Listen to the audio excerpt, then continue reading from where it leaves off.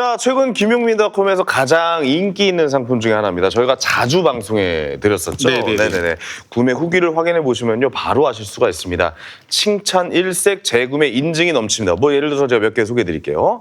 이거 그냥 고구마 말랭이가 아니라 군고구마 말랭이입니다. 태안의 명물, 특산물인 태안 고구마를 오븐에 직접 구운 후 급속 냉동과 건조를 반복해서 달콤 쫀득하게 만든 오직 오븐에서 구운 군고구마 말랭이죠. 자, 첨가물이 전혀 없어요. 이거 저 대기업에서 만든 게 이거고. 네. 저 우리 태안 농산의 오직 군고구마 말랭이. 그렇습니다. 이것도 이제 뭐 이런 때깔부터 다르고 또 그리고 크기도 완전 다르고. 이거 대기업, 이거 태안 농산의 네네. 오직 군고구마 말랭이. 얼마나 큽니까? 와. 이거 진짜 소재인 큼직큼직합니다. 변호사님이 완전 푹 빠졌잖아요. 네, 저희 드시고. 와서 이거 보고 또 되게 좋았습니다. 네, 그렇습니다. 좋아합니다, 군고구마. 그다음에 첨가물이 없어요. 그냥 이거 자체입니다. 고구마 자체 100% 태안 고구마로만 이렇게 맛을 내고 있고요. 쫀득하면 뭐 어때요? 젤리 같지 않아요? 느낌이? 쫀득쫀득하면서 쫄깃쫄깃하고 말랑말랑하고 이게 진짜 최고입니다, 최고. 제가 마이크를 대고 한번 먹는 소리 들려드릴게요. 야, 안 팔려. 자제해줘. 너무 쩝쩝댄다. 자제해줘. 그래요. 어쨌든 말이죠. 이 태안농사는 오직 씨알 구운 최상급 고구마로만 말랭이를 만들기 때문에 말랭이 크기가 어른 손가락만 손가락만 해요. 실제로 어른 크게 손가락만 보시면 해. 나오시잖아요. 비교가 될 겁니다. 네. 네, 식감 또한 난다릅니다. 아까 쫙쫙 소리 나는 거 들으셨죠? 예, 좀 안 팔릴 것 같지만 일부러 좀 들려드렸습니다. 이런 진짜 소리가 난다라는 걸 좀 알려드린 거고요. 어쨌든 이 대기업 상품이 이 개당 3,500원에 판매가 되고 비싸다. 있어요. 예, 근데 고구마 말랭이는 다이어트 대용식으로 그리고 어린이 영양식으로 또 간단한 술안주로 굉장히 좋습니다. 그중에서 태안농산의 오직 군고구마 말랭이의 맛과 식감은 그 어떤 말랭이와도 비교하기 어렵죠. 그렇습니다. 자, 살안찌는 군것질들 여러분들 필요하실 겁니다. 자, 태안농산의 오직 군고구마 말랭이를 적극 추천해드리도록 하겠습니다. 건강에도 좋을 뿐만 아니라 맛이 있고 다이어트도 된다. 바로 그 고구마 말랭이입니다. 자, 가격을 좀 알려드릴게요.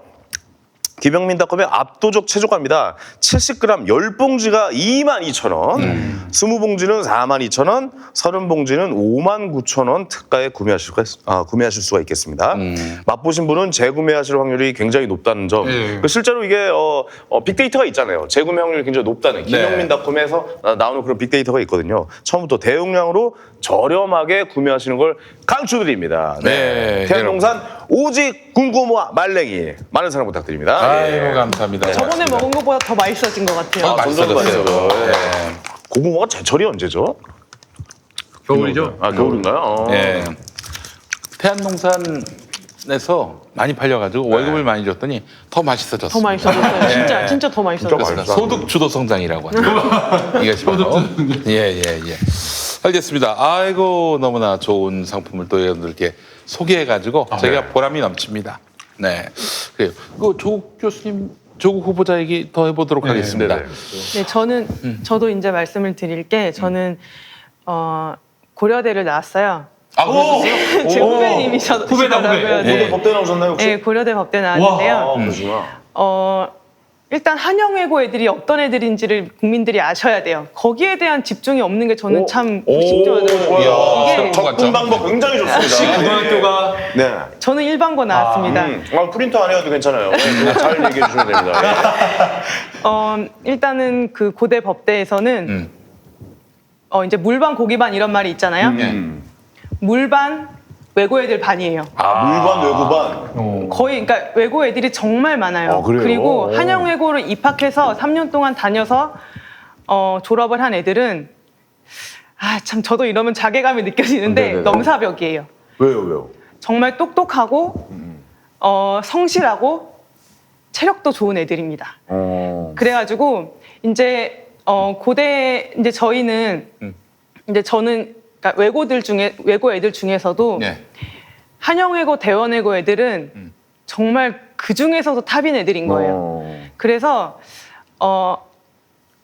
뭐 이거는 저희 모교이긴 한데 고대에서도 외고 애들을 유치하기 위해서 굉장히 노력을 많이 합니다. 그래요? 왜냐면은 외고 애들은 내신이 별로 안 좋아요. 왜냐면은 워낙 그 수재들이 모여서 경쟁을 하기 때문에 내신이 좋기가 힘들어요. 그래서 외고 애들은 서울대 가는 거는 오히려 힘들어요. 왜냐면 서울대는 내신을 많이 내신이 받거든요. 좋아야 네, 되니까. 보거든요. 근데 네. 그 서울대를 못 간 그 외고 애들을 연고대가 잡아야 돼요.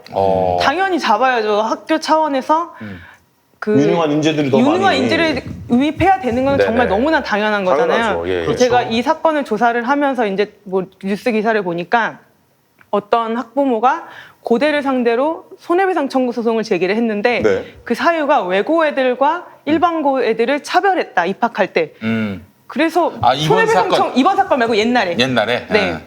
그런데 진짜 손해배상 청구해서 고대가 진 것 같아요. 정말 차별을 한 게 있었나 봐요. 제가 정확한 팩트 체크는 해봐야 되는데 네. 저는 그거는 그 고대의 문제죠. 그리고 고대가 잘못했다고 볼 수도 없는 게 유능한 인재를 유치해야 되는 거는 당연히 맞는 거예요. 그래서 그 세계선도 인재 전형이라는 게 제 판단, 제 의견은 이명박 정부가 그 뭐라지 어린지 정책 어린지. 그걸 하면서 이제 입학 사정관제를 시작하고 아마 입시제도에 뭔가 크나큰 변동이 생겼을 거예요. 근데 고대는 외고 애들을 잡아야 돼요. 그래서 세계선도 전형이라는 거를 외고 애들을 뽑으려고 만든 것 같아요. 그래서 외고 특목고 애들이 아마 다른 외고 특목고 애들은 또 일반고 애들과도 경쟁할 수가 없어요. 저도 이걸 어디 입시 전문가 어디 방송에서 들었는데 일반고 애들이 할 수 있는 어떤 또 전형이 있는데 그 전형에는 지원을 못하고 외고 네, 그 사람들은? 외고 애들의 리그가 또 있는 거예요. 그 리그가 없으면 외고 애들은 들어가기가 오히려 힘든 거예요. 그렇지, 그 내신이. 리그를 그리고 네. 고대에서도 그 리그를 만들어 줘야 외고 애들을 뽑을 수가 있는 거예요. 네네네. 저는 이걸 가지고 탓할 수는 없다고 일단 보고 그래서 이제 20대 청년들이 많이 박탈감을 느꼈다고 하는데 그 외고 저는 좀 짠했던 게 자소서에 보면 이제 논문에 내 이름이 올라갔다 이런 자소서가 나오잖아요.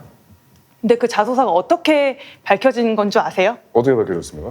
해피캠퍼스에 올라가죠. 그래요. 그거를 그 조교자 딸이 그거를 유료 그 리포트 팔았구나. 사이트에 올린 거예요. 그게 왜 그랬겠어요? 네. 자기도 그 해피캠퍼스를 통해서 그런 자기소개서들을 많이 사서 도움을 네. 받았고 네네. 자기가 그런 거 도움을 받아가지고 합격했고 그래서 다른 애들도 도와주려고 그리고 용돈도 좀 벌 겸 그걸 올린 거예요. 그래서 저는 이 조어보자 딸도 그 입시 제도 안에서 어떻게 보면 쳇바퀴를 돌던 좀 고등학생이었구나. 그냥 그런 생각이 일단 들었고요. 맞아요.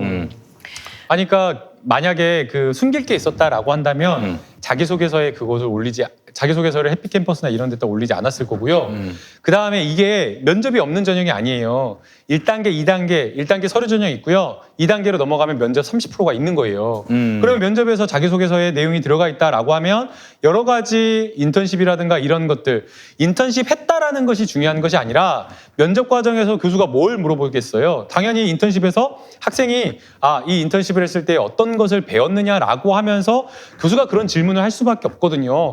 그러면 자연스럽게 그 인턴십을 통해서 학생들이 배운 경험과 가치관 뭐 여러 가지 것들을 이야기할 수밖에 없는 거고 그런 것들이 다 평가 항목에 들어가는 거예요. 그래서 논문이라는 것 자체가 여기에 영향을 미쳤다라고 할 만한 그런 어떤 객관적인 팩트도 없고 실제 그런 게 언급은 되었다라고 하더라도 면접 과정에서 충분하게 교수가 검증을 하고 평가할 수 있는데도 불구하고 부정 입학이다라고 이렇게 몰아가는 것 자체가 좀 말이 안 된다라고 생각이 들고요.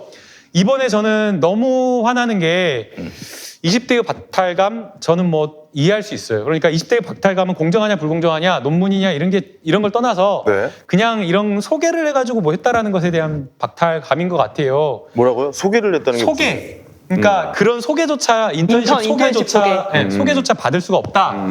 그게 이제 그거 자체를 특권으로 바라보는 건데 뭐 네네. 의견 이해는 되는데 조금 아쉽고 안타까운 게 왜 촛불 집회, 국정농단 이런 때에는 집회로 안 나오고 왜 그럴 때는 촛불 집회 하자라는 이야기 안 하고 왜 거리로 안 나오고 최근에도 뭐 일본과 관련돼서 반일 집회 노 아베 시위한다고 할 때 그럴 때는 안 나오고 왜 꼭 본인들의 권리 침해가 당했다라고 느껴질 때만 이렇게 길을 쓰고 빠락빠락 나오는지 에이. 아니, 있겠죠. 있겠죠. 그러나 네, 근데 맞아요. 그거는 네, 그러나 너무 뭐 일반화야, 이렇게 일반화하긴 어려우나 너무 일반화야. 그러나 적어요. 확실하게 적어요. 네. 어쨌든 그거 뭐 적고 많고는 개인의 뭐 평가 뭐 판단에 의해서 나올 사람 나오고 안 나올 사람 안 나오는 거고 뭐 네. 20대들의 상대적 박탈감은 저는 그런 접근보다는 다른 접근이 맞는 것 같습니다. 예. 저는 무슨 얘기를 하는지 잘 모르겠어요, 솔직히 얘기해서. 뭐냐, 열심히 참 뽑는구나. 그래서 저는 제 기준은 뭐냐면은 범법이 있느냐 없느냐, 위법이 있느냐 없느냐 이겁니다. 없다? 없으면은 정서상의 문제인데 그게 질타는 할 수 있을지언정 후보자가 수사 대상이 되고 물론 위법 사항이 눈에 보이면 당연히 수사를 하고 처벌을 할 수 있다면 해야 되겠지만은 그런 것이 아니라면은 이렇게 한 가정을 언론이 단체로 달려들어서 도륙하고요. 그 가슴에 이런 짓이 과연 합리화될 수 있겠는가? 이게 지금 프레임을 언론에서 이제 짠 것 같아요. 무리한 프레임인 것 같은데 황현희 씨에 대한 댓글 중에 거의 한 30~40%의 댓글이 뭐가 있었냐면 뭐가 있었습니까? 정유라랑 비교할 수는 없다 이런 댓글이 많대. 정유라랑 비교를 많이 하셨나요? 정유라를 비교하진 않고요. 네, 어떻게 해야 됐나요? 그때 그런 당시에 얘기가 있다고 아니, 이제 그냥 수면 위로 그러니까 이런 이야기들이 이제 국정농단 사태 때 많은 의혹들이 있었지만 그만큼 이게 수면 위로 올라오게 만드는 중요한 그러니까 국민들의 정서상 굉장히 중요한 소재고 주제다라고 이제 말씀드렸고 그거 비교한 건 아닙니다. 예. 그래서 제가 정유라랑 조 후보자 딸을 비교할 수 있을까 해서 한번 그것도 리서치를 좋습니다. 해봤는데 예, 중요합니다. 좋아요. 예. 그게 출력이 안 돼 있어. 그래서 제가 네. 보면서 읽어드리면 좋은데 예. 정유라의 경우에는 현직 차관이 이대에 있는 무슨 신산업융합대학원장인가 네. 그런 대학원장한테 입시 청탁을 했어요. 그래서 그 대학원장이 이화여대 총장한테 얘기를 하고 그 이화여대 총장이 이화여대 입학처장한테 얘기를 하고 그 입학처장이 면접 보는 교수들한테 얘기를 했어요. 정유라를 뽑아야 된다. 네네. 그러니까 이거는 정유라 입시 비리의 경우에는 현직 차관과 이화여대의 입학 총장, 입학처장, 교수들 이렇게 정말 그건 불법이었던 집단적으로 거죠. 그렇죠. 예. 집단적으로 그건 입시 불법이었어요. 비리를 맞아요. 저지른 것이고 오직 정유라만을 위한 입시였어요. 그렇죠. 그래가지고 이제 이분들이 이제 몇 달 전에 대법원에서 확정이 되셨다라고 형이 중형을 확정을 받으셨어요. 다들이 입시 비리 때문에 입시 부정 때문에 실형 거의 진짜 뭐 2년, 1년 뭐 이런 식으로 중형을 2~3년씩 막 받으셨어요. 그래서 이게 정유라랑 조 후보자 딸을 같이 놓고 보는 거는 그거는 정말 아닌 것 같다라는 생각이 들고 그 논문 제1저자로 등재된 것에 대해서 저도 이제 나름 검토를 해봤거든요. 이게 제일 문제인 것 같더라고요. 처음부터 이게 제일 문제였던 것 같아요. 고등학교 1학년이 과연 단대 의대연구소에 가서 2주 동안 인턴을 하고 의학 논문의 제1저자로 등재가 될 수 있느냐라는 거에 대해서 저도 이제 많이 고민도 해보고 저도 이제 나름 전문가 인터뷰도 해봤거든요. 직접. 그러셨어요. 네. 근데 일단 저자의 명칭에 대해서 이제 다들 많이 아시겠지만 제1저자. 그렇죠. 논문 저자에는 주저자, 공저자, 교신저자가 있어요. 네네. 근데 논문의 내용에 대해서 외부에서 연락을 취하려고 할 때 연락을 받고 소통을 하는 저자가 교신저자이고 교신저자가 논문을 책임지는 책임저자예요. 그러니까 교신저자가 책임저자예요. 교수님이셨겠네요. 교수님이신 거죠. 예. 장 교수님이신 거죠. 예. 그런데 교신저자이자 책임저자는 저자들 중에 제일 맨 뒤에 표시가 돼요. 그래서 제일 저자로 표시됐다고 해서 그게 이 논문을 다 썼다 그게 아니고 사실 이 논문을 책임지고 감독한 사람은 맨 뒤에 표시가 되는 거예요. 그래서 일단 첫 번째로 짚고 넘어갈 것은 그 조 후보자 딸이 제일 저자로 표시된 거는 마치 조 후보자 딸이 이 논문을 다 썼다 이렇게 표시된 거는 절대 아니다. 객관적으로 이게 있고요. 그다음에 주저자는 논문의 초안을 작성하는 등으로 논문에 제일 많이 기여한 제1저자를 의미를 한대요. 그리고 공저자는 그 외에 논문에 기여한 공동저자를 얘기를 한대요. 네.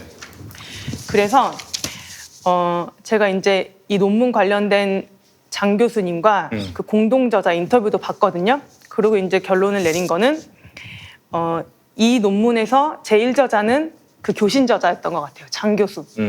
그래서 장 교수가 원래는 제1저자로 표시가 되어야 되는 건데 다만 주저자, 공저자를 누구로 할지는 교수의 재량이기 때문에 장 교수 인터뷰에 따르면 고등학생인 조 후보자 딸이 와서 열심히 인턴을 하고 실험도 하고 뭐 영어로 논문도 작성을 하고 했기 때문에 그 조 후보자 딸에게 1저자를 등재를 해줬다는 거예요. 이거는 장 교수의 재량인 거예요.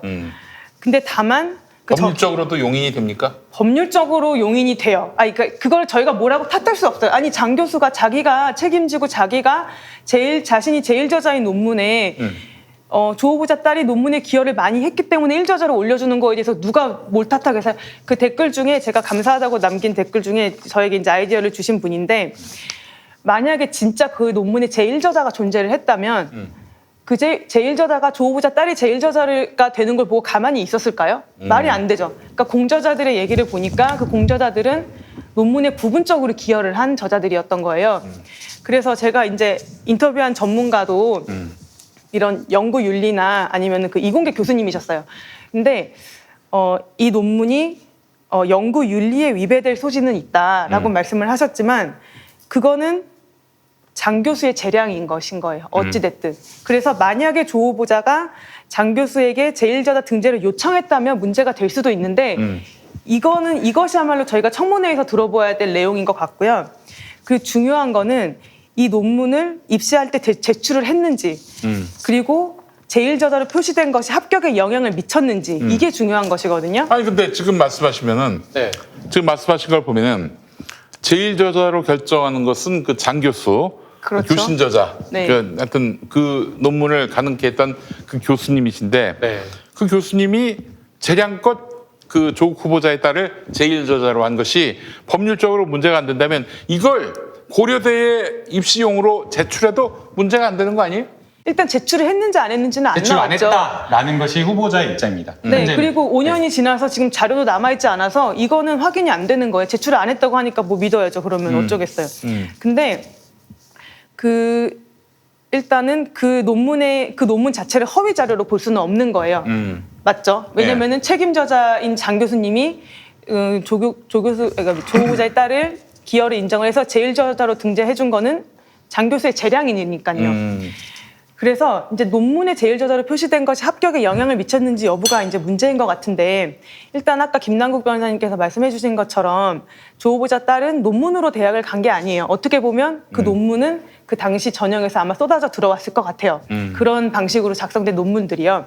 근데 다른 사람들도 굉장히 많은 논문을 아마 그런 식으로 아마 그쵸. 했었을 것이다. 그 전형의 논문을 이제 썼을 것 같아요. 네네. 그래가지고 아무튼 그게 이제 그래서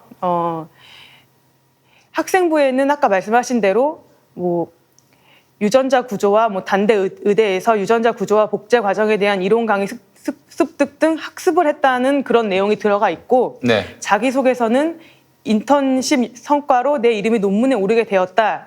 이렇게 된 거는 이거는 허위 사실이 아니에요. 그렇지. 이거는 맞는 말이에요.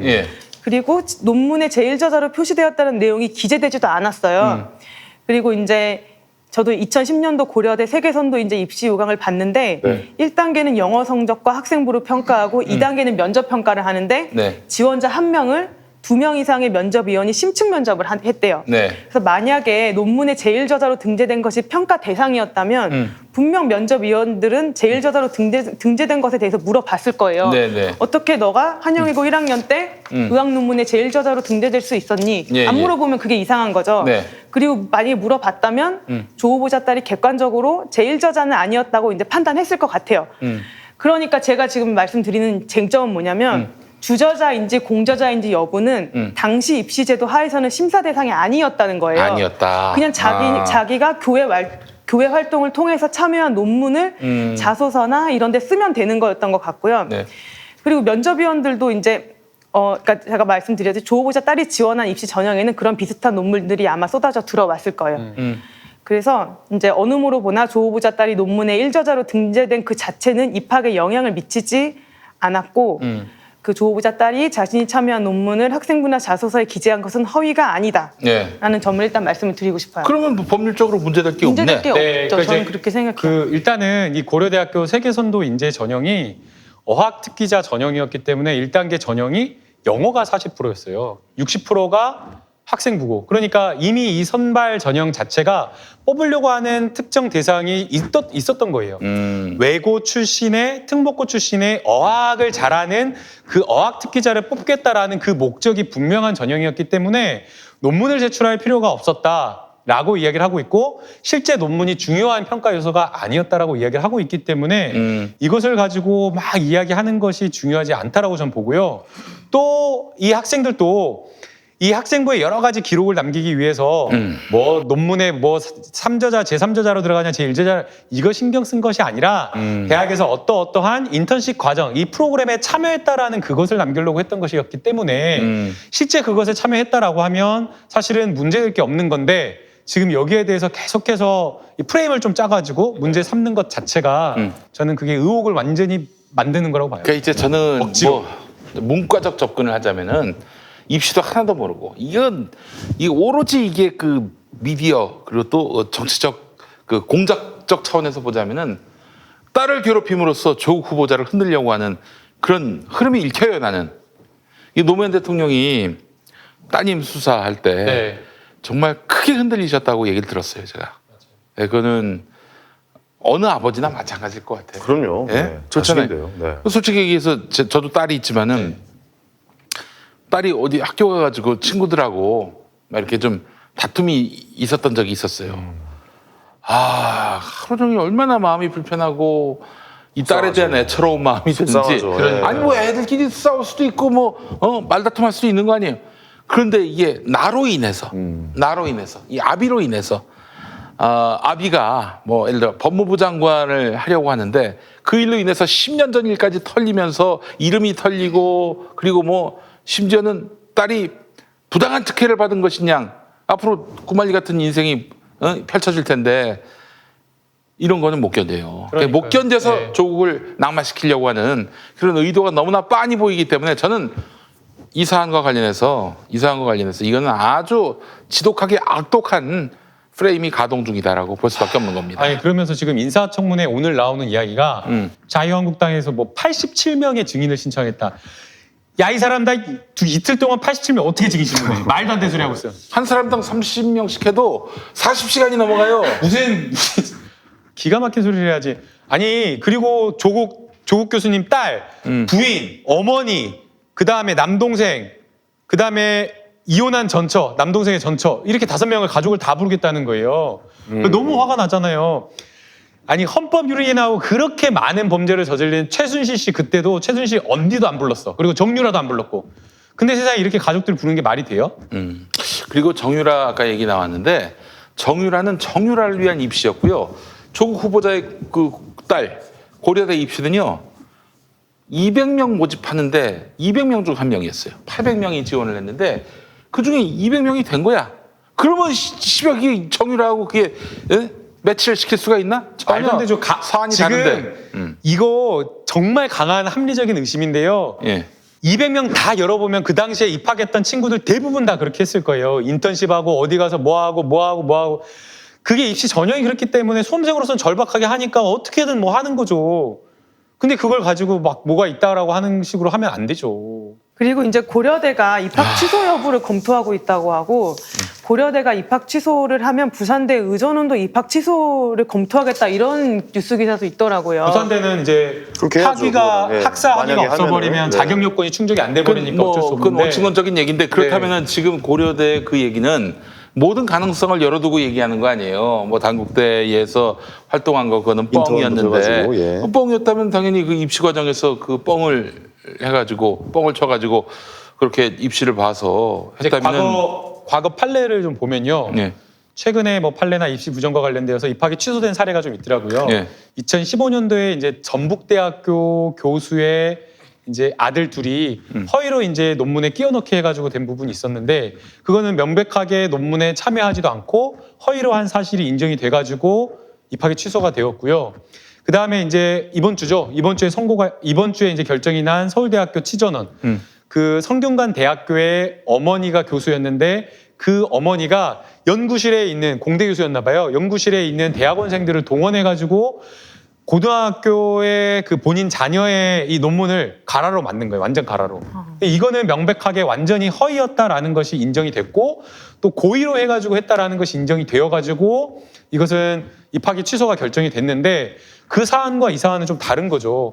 실제 인턴십에 참여를 했고 그 다음에 해당 논문과 관련되어서 논문이 제출된 바는 없고 인턴십과 관련된 그 프로그램에 대한 부분만 기재되었고 전형 요소 달랐기 때문에 지금 이 사안과는 완전히 다른데 과거에도 뭐 입학 취소가 됐으니까 이것도 입학 취소될 것처럼 이야기하는 것 자체가 완전히 전혀 다른 사안을 동등한 사안에서 비교하고 있기 때문에 오류를 좀 범하고 있던 것 근데 같아요. 제가 여기서 한마디만 할게요. 그러니까 이 법리로 따져서 이제 뭐 대학 입시에 대해서 뭐 이런 내용들 있잖아요. 사실 이거 국민들 다 알 거예요. 위법이 아니에요. 저도 느껴요. 잠시만요. 사실. 그 전에 제가 여기 이어서 하나만 말씀드릴게요. 말씀하세요. 예. 그 방송 잘해. 많이 들어. 기다리고 있었어요. 말씀 끝나기 저 전에. 면허증 드릴게요. 들어오세요. 괜찮습니다. 예. 그 고려대가 입학 취소를 해야 될지 관련해서 고려대 학칙을 봐야 되겠죠. 그렇죠. 예. 고려대 학칙 제8조는 입학 취소 조항을 두고 있는데 입학 사정을 위해 제출한 전형 자료에 중대한 하자가 발견된 경우나 입시 부정, 서류의 허위 기재 및 위변조 등 입학 전형 관련 부정행위가 확인된 경우에 입학 허가를 취소할 수 있다고 나와 있어요. 네.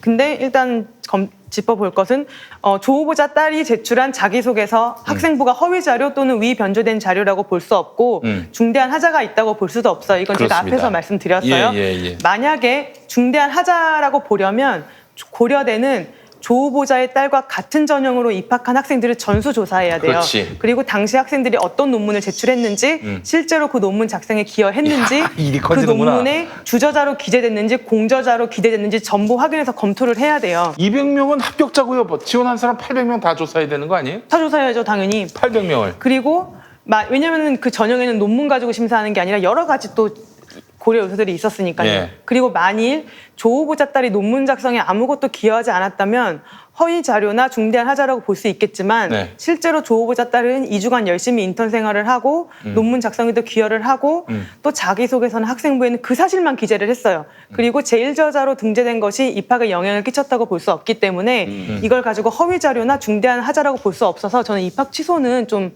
아니다라고 부당하다라고 생각이 듭니다. 이 입학 취소라고 하는 것이 이 조국 딸이 나쁜 애라서 조국 후보자가 나쁜 사람이라서 거짓말을 했다는 전제 아닙니까? 아니 의심을 해도 어떻게 그렇게 고약한 의심을 해요? 그건 최악의 경우 아닙니까? 만약에 그게 사실이라고 한다면 예. 학생부의 다른 성적들이 안 좋아야 되잖아요. 예. 근데 학생부의 여러 가지 교과 성적이라든가 조건을 충족해야 된 것들이 굉장히 월등했고 또 고려대학교에서 4.5 만점에 4.3 맞기 쉽지 않잖아요. 정말 진짜 네. 진짜 잘한 거예요. 완전히 열심히 한 친구들만 정말. 모인 곳에서 정말 열심히 했는데 지금 이제 조국 교수님 딸이 인터뷰를 못해서 그렇지 얼마나 억장이 무너지겠어요. 그렇지. 아이고. 제가 그 JTBC에서 생방송하다가 울 뻔했거든요. 방송사고 날 뻔했거든요. 왜 그런지 아세요? 그 가상화폐 이야기를 하다가 최영일 교수님 옆에서 저보고 가상화폐로 돈을 엄청 많이 모았다 이런 식으로 이야기를 한 거예요. 근데 저는 가상화폐에서 돈을 모은 게 아니거든요. 진짜 아껴 쓰고 차도 안 사고 이거 자동 넥타이 4,000원짜리 이렇게 하면서 아껴 쓰고 전략하면서 김남국 변호사가요. 오늘 식사는 여기 와서 해요. 이 음식으로 식사를 때워요. 우리 그다음에 김남국. 뭐 TV조선 이면지 모아가지고 오고 TV조선 과자 뺏어갖고 오고 과자 이런 거 다 모아갖고 이런 거 다 이렇게 모아갖고 오고 야 훔쳤지? 훔쳤어. 아니 훔친 건 아니고 그다음에 네. 어떻게든 적진에 물자를 이게 쓰게 하려고 똥도 거기서 싸고 이제 똥도 거기서 싸고 모든 돈을 다 아끼는데 가수가 근데 저보고 막 그렇게 했다고 돈을 그렇게 벌었다고 하니까 막 눈물이 막 펑펑펑 나올 것 같더라고요. 진짜로 네, 눈물이. 오해를 받으니까. 오해받으니까 노력을 내가 해서 모은 건데 정당한 노력이 외면받으니까 아마 조국 교수님 딸도 지금 진짜 억장이 무너질 거예요. 내 노력이 다 부인당하고 있구나. 내가 입학하기 위해서 정말 열심히 하려고 했는데 그런 것들을 평가를 이렇게 막 왜곡하고 막 이런 것들. 탭스가 905점이라는데 900점이면 예. 이거 탭스 뭐 여러분들 보신 분도 있을 텐데 탭스는 한글로 된 거를 봐도 이해가 잘 안 돼요. 저도 토익 970점 맞았거든요. 진짜 토익 970점 맞았는데 탭스는 이거 뭐야? 이거 도대체 무슨 말? 너무 어려워요. 한글로 봐도. 근데 그거를 905점 맞았다는 건 진짜 영어를 그러니까 잘하는. 외국어 특기생이라는 그러니까요, 뭐 예. 말씀이 되겠네요. 알겠습니다. 제가 제 뭐 다음에 이제 아니, 지금 얘기를 하려다가 이 이야기는 사실 오늘은 변호사 두 분이 계시잖아요. 법리로 따지는 게 맞는 것 같아요. 그래. 예, 아니 예. 그리고 이게 법리로 따지는 게 맞는 것 같아요. 입학 취소가 또 무엇보다 어려운 예, 게 예. 입학 취소를 하려면 무엇인가 검토할 서류가 있어야 돼요. 예. 명백하게 처분의 근거가 있어야 되기 때문에 네네. 입학 처분 취소를 할 수 있는 검토할 자료가 있어야 되는데 보관 연한 5년이 다 지나가지고 서류를 다 폐기해버렸다고 10년 했기 전이야, 때문에 10년 전. 그래서 해당 자료가 없어요. 그래서 지금 학생부하고 자기소개서밖에 없는데 어떻게 이것만 가지고 평가를 하겠어요? 이것만 그러니까 가지고 지금 안 된다는 언론들이 거예요. 뭐 무슨 저기 할 수가 없는- 또 야당이 뭐 검찰이니 특검이니 청문회니 이러고 있는데 거기서 규명 안 된다는 거 자기들이 제일 알아. 그러니까요. 그걸 불가능한 갖고 것들. 특검까지 가야 된다. 최대한 이 논란을 연장시켜서 조국을 그야말로 완전히 탈탈 뭐 그냥 아니 힘 그냥 뭐 빠지게 완전히 그냥, 뭐 예. 마비 상태로 만들어 버리려고 하는 거예요. 그러니까 이런 정치적 맥락을 짚어야 되는 거야. 맞아요. 아, 그리고 요즘에 프레임이 또 이렇게 바꾸려고 그러는 것 같아요. 이게 기득권, 586 기득권 세대와 20대 청년들과의. 그렇죠. 뭐 이런 식으로 좀 그런 것도 몰아가는 또 있더라고요. 기분도 좀 드는 것 같아가지고, 야, 이거 진짜 좀 계속 진짜 탈탈 털려고 이러는 건가라는 생각도 들고. 아니, 저 그거 한 가지만 여쭤볼게요. 네, 그럼 네, 네. 서울대 장학금 문제는 어떻게 우리가 받아들여야 되는 겁니까? 이 뭐 법리로 좀 해석을 좀 해주세요. 이거 뭐예요, 예. 그거는 장학금은? 그러니까 서울대, 예. 말씀하세요. 대학원을 이제 가는데 이제 부산 외전을 가기 전에 서울대 이제 대학원에 들어갔는데 여기서 2학기 장학금을 받았대요. 아 환경대학원? 네, 환경대학원. 아. 근데 여기서 이제 여기에 장학금은 과연 어떻게 받은 것이고 그리고 여기에서 이제 바로 의전으로 갔잖아요. 요거에 대한 거는 법리로 좀 설명을 좀 부탁드리겠습니다. 아니 이거 장학회에서 장학금 줬는데 이게 뭐 법리가 필요한지 모르겠어요. 아, 그러니까 장학금 받은 것 자체가 문제가 없다. 아니 그러니까 관학회라고 하는 동문 장학금을 동문회에서 주는 네네. 장학금을 줬다라고 하는 거거든요. 근데 이제 거기에 대해서 직접적으로 교수 추천이 누가 됐는지 모르겠다라는 게 이제 그게 좀 핵심인 것 같아요. 네네. 근데 이제 뭐 아마 장학회를 해보신 분들 많이 알겠지만 동문회라든가 여러 장학회에서 장학금을 줄 때는 그 장학회 기금을 마련한 목적, 출연한 사람들의 목적, 그리고 이 장학회가 도와주고자 하는 사람들이 있기 때문에 해당 장학회에서 주고자 하는 그런 것들이 있어요. 그래서 저도 이제 저희 고등학교 살리시오 미래위원회에 장학회 사정 업무를 하고 있거든요. 위원으로 해가지고. 그래서 실제 이번 주 수요일 날 저희가 장학금 사정을 해가지고 결정을 했고요. 근데 그 과정에서 여러 기준들이 있을 수 있어요. 그런데 추천을 교수님이나 누구 추천을 받는 이유는 그 해당 학생의 사정을 알 수가 없어요. 왜냐면은 장학회라고 하는 것은 다 졸업한 사람들이고 다 사회에서 활동하시는 분들이기 때문에 네. 학교에 재학 중인 학생들이 어떤 상황, 어떤 여건 그런 것들을 전혀 알지를 못하거든요. 그렇기 때문에 교수의 추천을 받는 거고 저희 고등학교도 추천을 학교 고등학교 선생님들한테 받았어요. 여쭤봤어요. 그래서 실제로 어떤 선생님들이 생각했을 때 고등학교 때부터 어려운 친구들 있잖아요. 그런데 그 학생들이 빠지면 안 되기 때문에. 그리고 아무리 공부를 잘한다고 하더라도 나만 개인적으로 막 이기적인 그런 친구들한테 장학금을 줄 수는 없잖아요. 장학금이 선순환되려면 어려운 친구들이 도움을 받고 또 그 친구들이 열심히 해갖고 또 후배들을 챙겨줄 수 있는 그런 것들이 돼야 되기 때문에 최소한 살레시안의 성심 그런 어떤 마음이 있는 친구들 줘야 된다고 하기 때문에 선생님들한테 물어보고 한 거거든요. 그러면 관학회도 동문회 장학금이 있기 때문에 그러한 것들을 뭐 청취하든 뭐든 해가지고 자기네들 나름의 기준에 의해서 준 걸 거거든요. 그러면 어떤 기준에 의해서 줬다.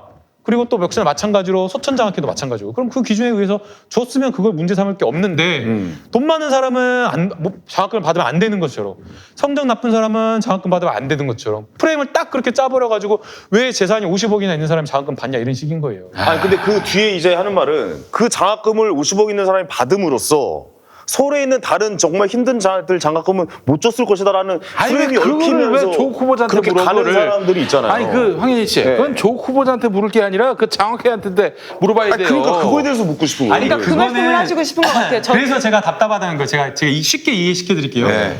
최근에 기부 어디다 하셨어요? 저는 유니세프에다 한다니까요. 그때 그랬잖아. 네. 왜 유니세프 했댔냐고. 왜 유니세프 했어요?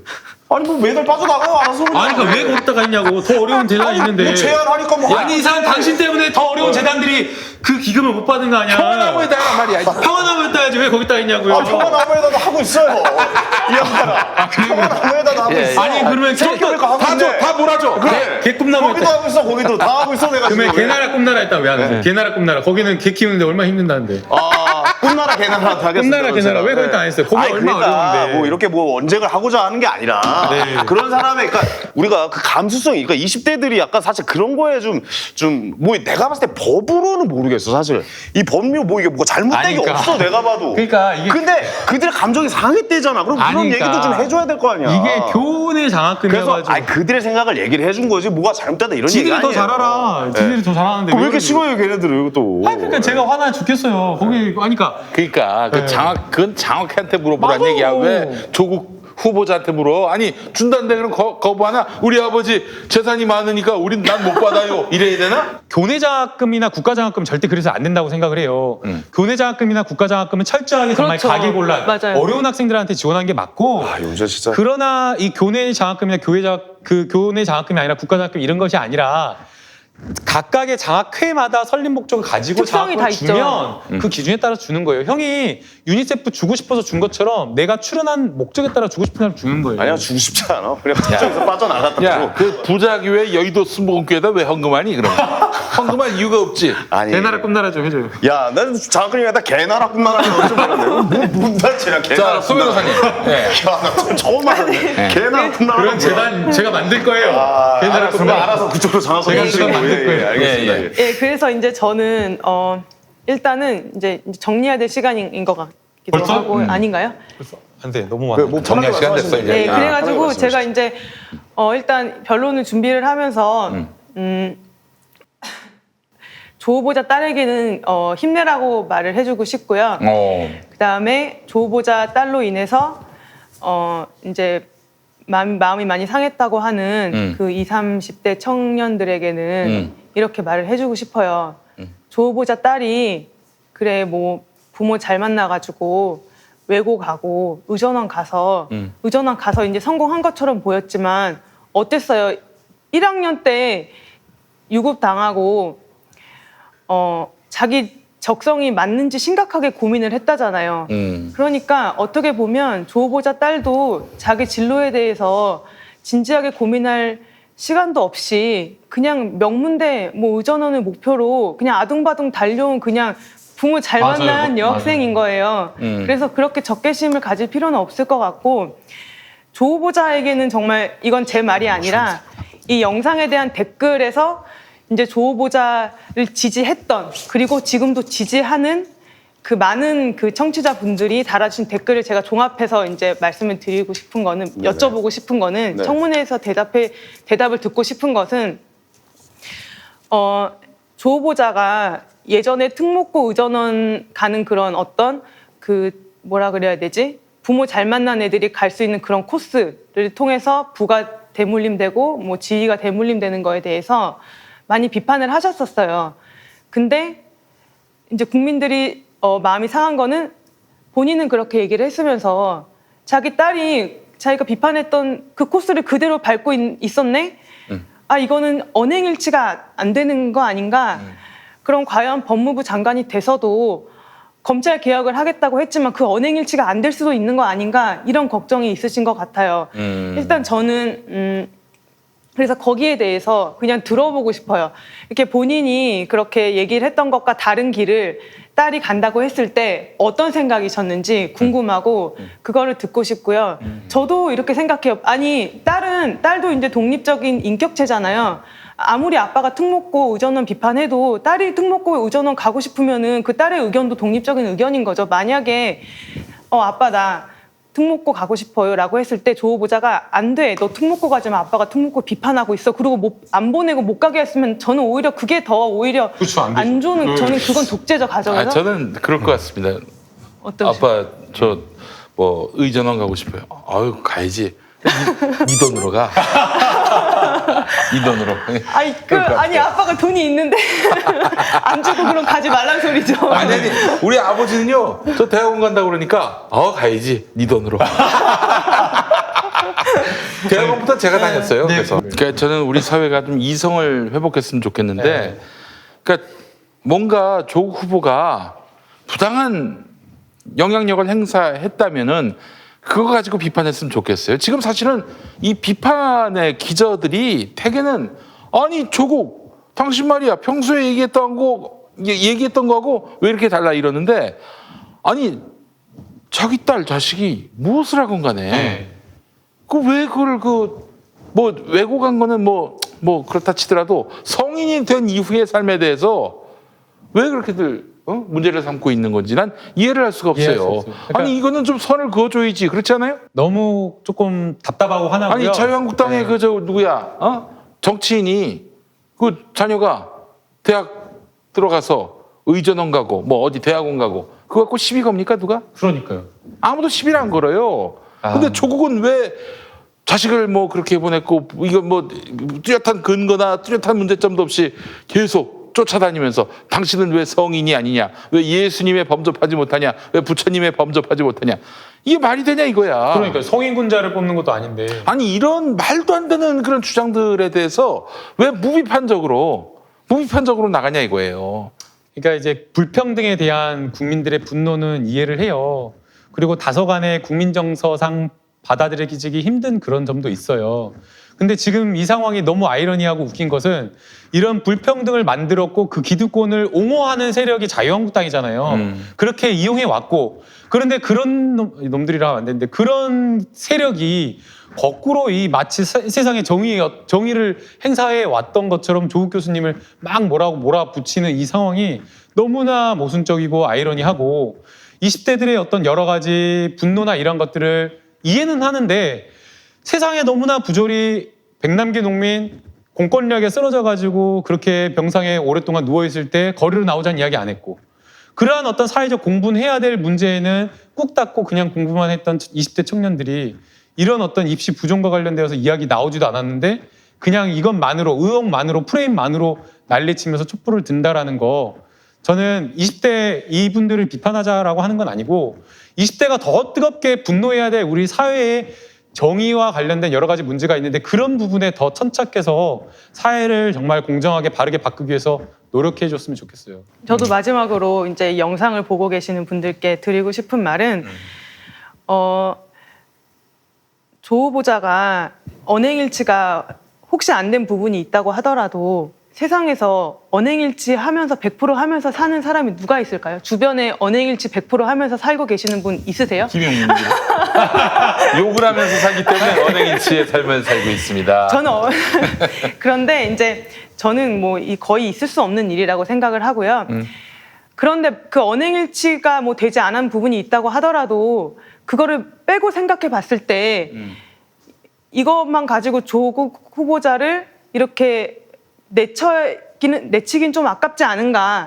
이걸 좀 일단 좀 빼고 생각을 해보자라는 생각이에요. 그러니까 이 조국 후보자가 과연 본인이 말했던 대로 검찰 개혁을 제대로 할 수 있는 사람인가 아닌가. 이거를 좀 국민들께서 지켜봐 주셨으면 좋겠어요. 저도 지켜볼 거고요. 네. 알겠습니다. 오늘 검찰의 압수수색을 통해서 저는 뭐 확연히 드러났습니다. 검찰 개혁의 적임자구나, 저 사람이. 검찰도 무서워한다. 네, 그렇게 그렇지. 받아들여도 되겠습니다. 예. 예. 그러니까 이제 조국 후보자가 날아가면요. 네. 날아가면 무릎 꿇게 되는 겁니다. 이 나라의 사법 적폐 세력들에 대해서 무릎을 꿇게 되는 거예요. 그래서 지금 이 상황은요. 퇴로가 없어요. 네. 죽거나 살거나 둘 중에 하나입니다. 가는 거예요. 호랑이 등에 올라탔다 이런 말 있잖아요. 맞아요. 지금 그 상황인 거예요. 네. 그러니까 저는 뭐 이게 참 이게 비논리적이고 너무 진영 논리일 수도 있겠지만은 적어도 사법개혁 또 검찰개혁을 원하시는 분들 또 촛불혁명을 통해서 세상이 바뀌길 원하시는 분들 조국이 적임자인 것 같지 않다라고 생각하는 분들께도 당부드리고 싶어요. 지금 호랑이 등에 올라탔고요. 퇴로가 없어요. 지금 상황은. 만약에 이 순간 조국 대신 딴 사람을 데려온다. 그러면 그 사람도 잘할 수 있지 않겠는가? 아니한 발상입니다. 저는 맞아요. 그렇게 생각을 합니다. 예. 결국에는 이 조국 후보자를 낙마시켜가지고 문재인 정부의 모든 개혁 입법 이런 것들을 흔들겠다. 결국에는 정권을 흔들겠다. 이걸 가지고 내년 총선까지 가겠다라는 것이 지금 자유한국당의 전략이기 때문에 그렇죠. 내년 퇴로가 총선이에요. 내년 총선 지금. 바로 총선입니다. 예. 추석 지나면 총선이잖아요. 퇴로가 없다라는 말씀에 진짜 공감합니다. 아니 그러니까 이제 참 이게 얘네들이 참 잘 써먹은 전법이고 그때마다 이 기술을 걸면 다 넘어가네. 노무현 대통령도 그렇고요. 그 흰 옷을 입었는데 뭐가 튀었어. 그러면 아니 어떻게 저런 그 오물이 튀겼지? 이러면서 막 맹비난하잖아. 그때마다 그냥 이쪽은 갈라지고 이 진보 진영은 갈라지고 막 저 사람은 자격이 없네. 무슨 소리냐? 이 사람 빼고 가면 큰일 난다.